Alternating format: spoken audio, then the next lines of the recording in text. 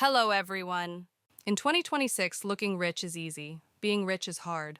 Felix spends $1,500 a month on a car that depreciates every day. Sarah spends $0 on status, but her bank account is a fortress. Sarah isn't a genius, she just has a system. The moment her paycheck hits, her 24-hour rule kicks in. She never buys on impulse.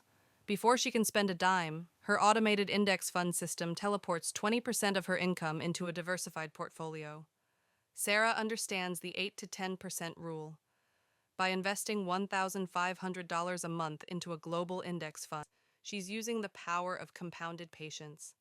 Sarah is seen traveling quietly to a beautiful location, while Felix is stressed at a desk.